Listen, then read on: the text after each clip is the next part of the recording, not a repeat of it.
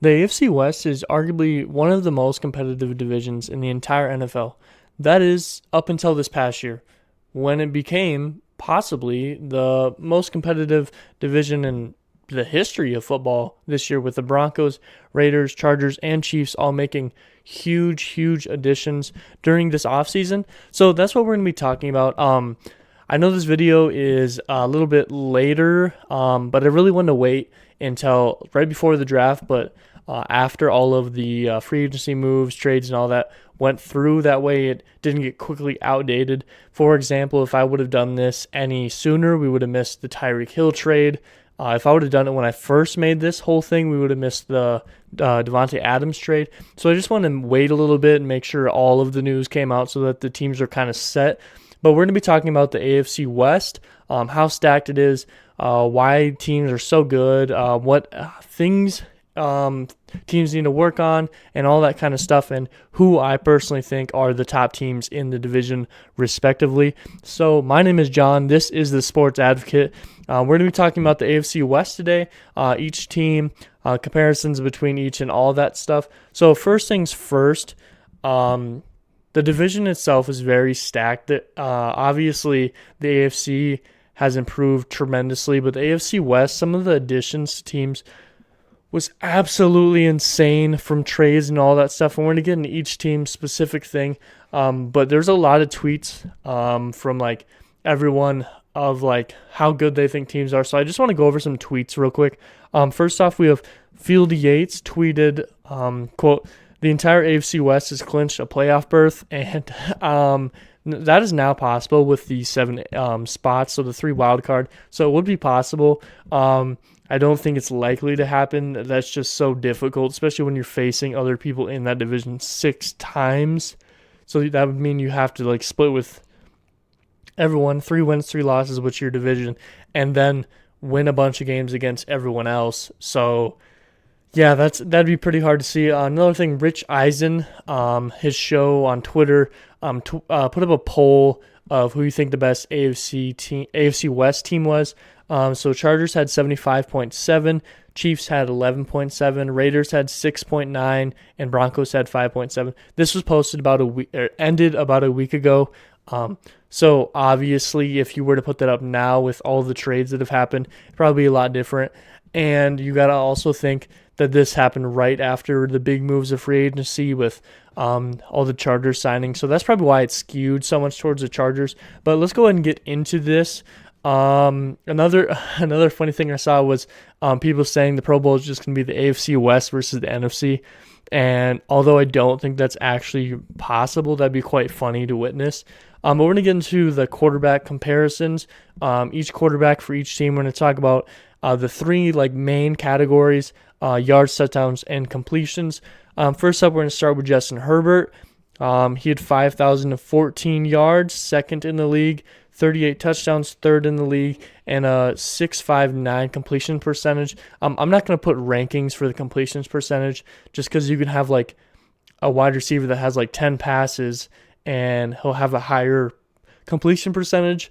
And if you have like every team that has one random wide receiver running back do some random completions, then a top like 15 quarterback like versus quarterbacks might be all the way down like 30-40 just because all the other wide receivers and stuff that threw enough completions to have a higher percentage, even though they didn't attempt as many. Next up, we got Patrick Mahomes. He had 4,839 yards, which is 4th in the league. 37 touchdowns, just one behind Herbert, puts him at 6th. And 6.63 completion percentage. So obviously these 2 quarterbacks easily top, I'll say top 10 in the league just based on last year, maybe even top 5. At one point, both of these quarterbacks early on in the year were in the talks for MVP candidacy. And I expect similar things to happen this next year. Then we got Derek Carr. He had 4,804 yards. That put him at 5th. 23 touchdowns at 13th, and a 6.84 completion percentage. So he actually has the highest completion percentage in the whole division for quarterbacks. And then lastly, we have Russell Wilson. He only did play 14 games of the total of 17. but he had 3,113 yards, 22nd in the league, 25 touchdowns, at 11th in the league. So he had more touchdowns than Derek Carr, even though he played less games. And he also had a 6.48 completion percentage, which was the lowest in the division. Obviously, that was with the Seahawks team, but you could argue he had better weapons in Seattle, even though he had a worse line, or even though he had a bad line. But I think he had better options there with DK and Tyler Lockett. But I think it's probably going to improve because there's not going to be as much pressure on him because the defense is going to be able to step up. So now we're going to get in the teams. We're going to be talking about rankings, offense, O-line, defense, and then some of the statistics. We're going to talk about each team. And then at the end here, we're going to be talking about who I think will lead the division and things of that nature. So first up, we're going to go with the Chargers. Chargers O-line ranked 10th. The rankings of O-line is going to be based on PFF just because that's like one of the few categories I think they do a good job at is the O-line. So Chargers ranked 10th. Chargers ranked 4th in offense. They had 390 yards per game with 27.9 points per game. Very, very high amount of points. That's a good amount of yards too. A lot of that comes with the passing game with Justin Herbert. Obviously, if you're having 5,000 passing yards, you're going to be up there. In the offense, they have for offense, we're going to be talking about offense and with each team, offense and defensive, like their star players. For offense, the Chargers have Justin Herbert, obviously Keenan Allen, Austin Eckler, and Mike Williams. Mike Williams just got re-signed. There's a lot of great options for that team for their wide receiving core and the running back core with Austin Eckler, who I think is like ranked second or third in the fantasy, which, I mean, obviously fantasy is not the greatest way to compare running backs, but I think it's a very good way of like their overall game because Eckler brings a lot passing and rushing. The Chargers also were 23rd in defense, 360 yards per game at 27 points per game. So they had 0.9 points per game more offensively than defensively. So they are winning more than they're losing based on that statistic, which is true. They won one more game than they had lost. For defense, their stars, they had Derwin James, Joey Bosa, Khalil Mack, and J.C. Jackson, who they just signed. No other Asante Samuel Jr. He's a young star there. He could end up being something. They were 19th in turnovers. I think they were minus one on that. And then lastly, we're going to be talking about the offseason moves, just so we can go over that. Re-signed Mike Williams, signed J.C. Jackson, signed Sebastian Joseph Day, traded for Khalil Mack, and that's about it for like the major ones. So the Chargers made massive improvements this year. Last year they were very good too. I think they just kind of fell off halfway through the year, whatever reason that may be, coaching injuries, whatever. But I think they're going to be a very good team. And based on the poll by Rich Eisen, they are voted to be most likely for the 1 seed in the AFC West. I'm not sure. Obviously, we'll have to watch because on any given Sunday, you know, we've all heard it. Next up, we're going to go to the Broncos. Broncos O-line ranked 19th by PFF. The offense was also 19th. They had 330.5 yards per game and 19.7 points per game. For their offensive weapons, Russell Wilson, obviously they just added Jerry Jeudy, Javonte Williams. They might bring back Melvin Gordon. I heard rumors of that. And then they have Albert O, who is a young tight end. Hasn't seen a lot of work used, but with them just trading their tight end over to the Seahawks, I could see him getting a lot of use in the time being with Russell Wilson. Next up, defensively, they were 8th. They had a very, very, very good defense, and that's a main reason they were so competitive last year, especially early on in the year. And I think that's going to be a big help for their offense since they have Russell Wilson. They're going to pick up their offense by a lot. They had 326.1 yards per game and 18.9 points per game. So, again, they had 0.8 more points per game. So, they should have had a winning record. I think they were just below it by one game or something. And that's probably coming down to Drew Lock. So, Russell Wilson is going to be a big addition for them. For their defensive stars, they had Patrick Surtain, Justin Simmons, Randy Gregory, and Bradley Chubb, they were 15th in turnovers, and their offseason moves, obviously they traded for Wilson, they signed Randy Gregory, and there's rumors that they might go re-sign Melvin Gordon. That's about it for the major ones. Sorry if I'm looking down a lot. I have some of my stats down here just so I can quickly remember, just because there's so many numbers since I'm going over 4 different teams. Next, we're going to go to the Chiefs. Chiefs offensive line ranked 5th, and that was a big help with Creed Humphreys, their rookie center. And they also had a rookie, like 6th-rounder guard or something that was very good. I think he was like first-team rookie or something. So their O-line definitely improved a ton since their last Super Bowl visit against the Bucs. There's a lot of struggles on that O-line, and they definitely did a great job in improving it and moving all the way to 5th. Obviously, their offense is very potent when they had Travis and Hill. Obviously, no longer have Hill, but their offense ranked 3rd with 396.8 yards per game and 28.2 points per game. Just barely 0.3 points per game above the Chargers. Now they are in first for points per game and first for the yards per game. Obviously, first for yards per game if you're 3rd in the league and there's no one else that's above you. That's pretty self-explanatory. For their stars, obviously Patrick Mahomes, Travis Kelce. Obviously, they just traded away Hill to the Dolphins. That's a big move. There are reports that they're in for a star wide receiver. Not sure who. There was DK Metcalf was in it, but then he was like, make sure that door's closed, heard it gets cold. They did bring in Juju Smith. That I think he'll do very good. He's a good possession catcher. Him and Jackson Mahomes will do great over on TikTok. And then lastly, Clyde Lair, their young running back. I think he's going to do pretty good as long as he can stay healthy. That's going to be a big thing for them.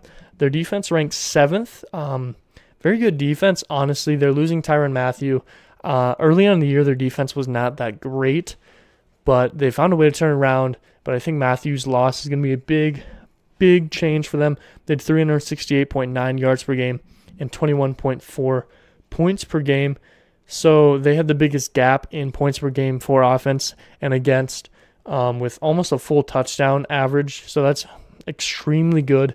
Obviously, we got to wonder how much that's going to change with Mathieu off the defense and Hill off the offense. But we'll have to wait and see for their defense. Their stars, they got Frank Clark, Justin Reed.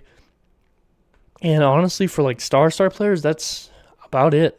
And I mean, obviously, when the season comes around, there'll be some people that pop up and do good. Maybe they draft somebody, but they don't have a lot of stars on defense. They just find a way to make it work. And then for their offseason moves, they obviously signed Justin Reed, traded away Hill, lost the Honey Badger. And one thing I almost missed, they were 11th in the turnovers. So, and I think Tyrann Mathieu was going to be a big help for that because he's able to help over or cover your top wide receiver or whatever. And without him there's going to be a little more opportunity for people to take shots deep. And I think it takes a lot of pressure off the quarterback when you're not looking over and seeing a Pro Bowl safety on the other team. And then the last team that we got to talk about here in the West is the Raiders. Their O-line ranked 28th. Not a good O-line at all. Obviously, these offensive line rankings were by PFF. So their 28th. Offense was 11th, which is kind of surprising to me. I never felt like they were that super explosive even, but they found a way to make it work. Good for them. They had 363.8 yards per game, 22 points per game. That's very good numbers. They obviously made the playoffs by, I think they were 2 games over, beating the Chargers in the last game. Pain, still hurts. Their stars, obviously, Derek Carr. People say he's the worst in the division, but he's still a great quarterback. He definitely top half of the league. Obviously, Darren Waller, top 3 tight end, about said wide receiver. Devontae Adams, who they just traded for. That's a huge trade. I have a video on that. You can go ahead and check that out. Arguably the best wide receiver in the entire league. So they have 2 top 3 at their position for their offensive specialists. And they also have Josh Jacobs, who probably another top 10, top 5 running back. So the amount of talent for their specialists is actually crazy, but you got to worry about that offensive line and the quarterback, even though I think Derek Carr is going to do very good. You got to wonder if some of the numbers are going to drop with Adams joining the team, and if Adams' numbers will drop from going from Rodgers to Carr. And then for defense, they are 14th in the league, a 337.2 yards per game, 25.8 points per game. So the thing that surprises me is this is the only team in the entire division last year that had more points against them than points for them, even though they made the playoffs, were 2 above. And that's just kind of surprising. And you got what I'm assuming happened, and I don't recall exactly. They started very good in the season, and then obviously coach got fired. We're not going to get into that. Maybe in that middle group, if I don't remember, maybe they had some really, really high-scoring games, and that would definitely fluctuate it. And if maybe some of their wins were low-scoring, I'm not exactly sure. I probably should have checked to make sure, but I'd assume that's probably why, and that's how they were able to still make playoffs, just because the games they won were probably low-scoring, and the games they lost were probably a bigger gap. That's just my assumption on that. They were 27th in turnover, so not a very good turnover rate, and I think that's still going to be a big problem for them this year. They only really added a little bit of defensive help, and we're going to be talking about in a second. Their defensive stars, Max Crosby, obviously very good, blew up the Chargers game. Denzel Perryman, Pro Bowler, Chandler Jones, just added him from the Cardinals. That was a big signing. That defensive line, similar to the Chargers, improved tremendously. Now you got Max Crosby and Chandler Jones. Obviously, we all remember Chandler Jones, big game first week last year. What was it, 4 sacks, 5 sacks? So you got to wonder if him and Max Crosby together can do something similar or better than him and J.J. Watt did when they were together before J.J.'s injury. And they also have Jonathan Abrams, not a huge name. If you're an actual fan, I'm sure, like an NFL fan, I'm sure you've heard of him. He's a pretty good player, and I think he still has the capability to become a really good star on their team. And I think Casey Hayward left. Don't quote me on that. I'm pretty sure he moved on from the team, though. So that was a hit to their defense. And they have a lot of young defensive DBs. So I'm sure one of them will pop up doing good this year at some point. So if you watch this at a later time and you're like, why didn't you bring in this guy? I'm sure their defense will get good. They have a lot of young DBs over there. Obviously, offseason moves, sign Chandler Jones, trade for Adams. Those are 2 big additions for the offense. It's kind of crazy to look at the Raiders versus the Chiefs because Chiefs lose a super big piece on offense and defense. Raiders gain a super big piece on offense and defense. I feel like everyone in this team, in this division, by the way, we're done talking about the team specifically, so now I'm going to talk about everything broad overall. It's shocking how every team in the division tremendously improved, except for the Chiefs. And you might argue that they're so good that they didn't really need to improve big. But like let's talk about the one biggest move from all the other teams, okay? So Chargers signed J.C. Jackson. Again, I have a video on that. One of the best DBs, especially for turnover rate in the entire league. So that puts pressure on all the other quarterbacks. Okay, Devontae Adams to the Raiders, one of the best wide receivers in the entire league. That puts a lot of pressure on the other defenses. And then you go to the Broncos and you add Russell Wilson, and he's a great quarterback when he's healthy. And again, you're putting pressure on defense. And then you look at the defensive line, and the Chargers add Khalil Mack, and now every offensive line in the AFC West they need to improve somehow. And then you look at the Raiders, and they had Chandler Jones, and again, you're looking at your offensive line, you're like, oh, shoot, like, come on, like, how much better can this division get? And it just seems to keep improving, and with some of the cap space that's still left and some of the options that are available, Tyrann Mathieu is still out there available. I mean, there's a ton of potential, like, everywhere that's still remaining. So you got to wonder if the AFC West goes to pick it up, can one of these teams all of a sudden take over as, hey, this team's going to win the division, just because how close it is. Honestly, genuinely, I'm a Chargers fan if you didn't know. And I can say this quite confidently. I think any team in this division could be the 1 seed or the 4 seed. And I wouldn't be too surprised. Now, I don't think any of these teams are going to be more than like 4 games in either direction just because how close competition is. Like, I don't expect, say, the Raiders to be like a 5-6 win team. I don't. I think every team's going to probably have about 7 wins to like 11 wins. I don't think there's even going to be a team that has like 13. And that I'd hope to say, hey, the Chargers are going to have 13 wins. But I just don't know with the competition when 6 games are against some amazing talent on these other teams. If you win half and you lose half, now you got a 3-3 record and you got to play the rest of your games at a 500 record, and it's tough to have a really, really good record when you have to face such a very, very tough division in the AFC West at this point. And I could claim the AFC West this year might be the toughest division in the entire NFL ever. Like, genuinely. And you might say, oh, the NFC North was really, really competitive for a couple years there with AP and Aaron Rodgers, and the Bears were having runs and all that stuff. Or maybe go to the NFC North and you got to look at, when they had Russell Wilson and the Rams and the 49ers and all that, and the competition has always been thick. But you look at these teams, and every single one of these teams, if you put them in a different division, you're probably voting them as the number one in that division. Pretty much any division that you take any one of these teams, throw them in a random division, and there's probably a chance that they're getting 20% of the votes, 40% of the votes as, hey, this team's going to win the division. But all 4 of these teams are in here, and the competition is just crazy. So my predictions, like I said, I think any order, I wouldn't be too surprised. But I think the Chargers go 1, and maybe for me as a Chargers fan, there's going to be a little bit of bias, okay? So what I'm going to do, I'm going to say I think Chargers go 1, but we're just going to put them to the side and maybe put in the comments where you think the Chargers rank amongst the AFC West. And I did put a poll on my Twitter, and the Chargers won. I'm assuming my Twitter is probably full of Chargers fans too, because I'm always commenting. But I think there's only like 2 votes for the Chiefs, and no one else got a vote. So, I think there's probably bias on my Twitter page with Chargers fans coming in as I comment on other Chargers tweets. So we're going to look at the Chiefs, Raiders, and Broncos. I'm going to put them in order without including the Chargers because of bias.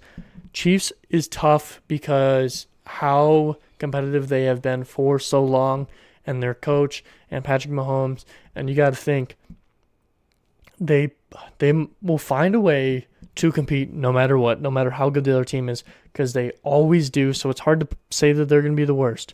Okay, and then you look at the Raiders, and their biggest thing is their defense, and then Derek Carr. And I think Derek Carr will do just fine with 3 top 5, top 10 positions. So I'm not even too worried about Derek Carr, at all. I think he's a very good quarterback, and I think he is very, very underrated. Now you got to look at that defense. Max Crosby and Chandler Jones, yes, that is a big, big help on that defensive line. That's going to take some pressure off your DBs because they don't have to cover a wide receiver for so long. But it's tough because you look at all the other competition, especially in the AFC West. It's very tough offensively versus your defense, and you got to think your defense is going to slip up at some point. So I think the Raiders are last. If I had to say, I think the Raiders dropped to last in the division, especially since they got a brand new coach. So we're going to say Raiders at last. Okay, now you got to look at the Broncos. So they just added Russell Wilson. They have a very, very good defense, and they didn't really lose anybody. If anything, they only added people with Randy Gregory to that defense. And now you got Russell Wilson to an offense that was very good if you put another quarterback there. Now, Drew Lock, he's not as bad as everyone says, I don't think. I think he needs to have time to sit with an old veteran, and he hasn't really had that opportunity to. I think you put another similar person in that spot last year, like Gardner Minshew or something like that, and I think that team is definitely a playoff team. So I think adding Russell Wilson with that very good defense and that very good, not the best. I think the Broncos have the worst offense, at least specialist-wise, but I think they are above the Raiders, but I think they're still below the Chiefs. Are they though? Because the Chiefs lost Hill and shucks. I'm gonna say it. Chargers, Broncos, Chiefs, Raiders. And like I said, I think any of those could switch at any point. But if I were to switch anything, I think it'd go Chargers, Chiefs, Broncos, Raiders, or Chargers, Broncos, Chiefs, Raiders. I think the Raiders are, unless something magical happens there, and they did it last year, I think the Raiders are going to be at the bottom. And I think the Chargers will be at the top. And if I'm being honest, I think the biggest competition for the Chargers, even though the Chiefs are very good, I think the biggest competition would be the Broncos to jump to 1. So, yeah. The competition is so tough. But I think that's going to wrap it up here. Thank you for tuning in. I hope that I'm still improving throughout the time. My throat's really, really raspy, so I don't have a lot of energy. Especially, I think I might start straying away from this. When I have a bunch of statistics that I have to go over instead of just talking, I feel like I take a lot of the energy out and I drain the energy. So I might stray away from it and just do almost like a rant without statistics. But I hope you guys are liking this. Go ahead and comment down below if you would rather see more statistics or more rants. And then I'll go ahead and look over that. I think my next video will likely be the second part of the Vegas Golden Knights first year, and then the whole expansion team, the second part of that series. Go ahead and check the first one out if you haven't already. That is by far my favorite video I have done. So that's going to wrap it up. Thank you for tuning in. If you have stayed all this way, thank you so much. I'm sure if you've stayed all this way, you'll like some of my other content. So go ahead and click on my channel. Go ahead and click subscribe for me, and then scroll through and click whatever video you like. There's plenty of football ones, plenty of all that stuff. Like I said, I talked about both the J.C. Jackson, the Devontae Adams, and all that. So maybe go check out Devontae Adams, my reaction to that. If you are a hockey fan, I have stuff on the Vegas Golden Knights. If you're a basketball fan, I have stuff on the Bulls, on who I think the contenders are. And I also just posted my most recent video was, I think it's time to shorten the NBA season. So go ahead and check that one out too. But thank you so much for tuning in. Like, comment, dislike, subscribe, do whatever you got to do. Just leave me some form of critique. I would very much appreciate it. I'm very early in my YouTube channel's career, and I really hope to improve continually. So thank you for tuning in. I hope I taught you something. I hope I put a smile on your face, and you guys be safe out there.